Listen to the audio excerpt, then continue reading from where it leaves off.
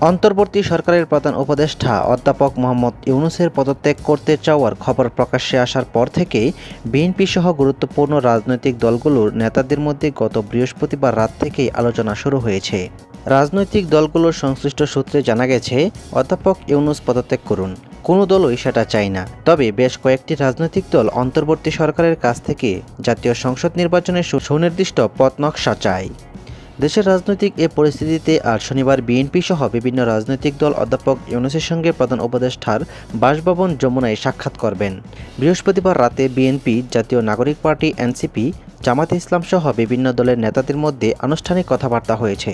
তাতে সম্ভাব্য সংকট বা অনিশ্চয়তা নিরসনে দলগুলোর মধ্যে এক ধরনের ঐক্যমত হয়েছে বলে জানা গেছে।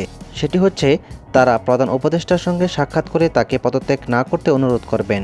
একই ধারাবাহিকতায় বিভিন্ন রাজনৈতিক দলের পক্ষ থেকে প্রধান উপদেষ্টার সঙ্গে সাক্ষাতের সময় চাওয়া হয়।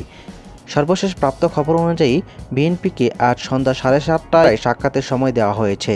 জামাত ইসলামীর আমির শফিকুর রহমান বৃহস্পতিবার রাতেই এক বিবৃতিতে প্রধান উপদেষ্টা অধ্যাপক মোহাম্মদ ইউনূসকে একটি সর্বদলীয় বৈঠক ডাকার আহ্বান জানান। জামাত নেতা গতকাল শুক্রবার বেলা 11টায় যমুনায় যান, তবে প্রধান উপদেষ্টার সাক্ষাৎ পাননি।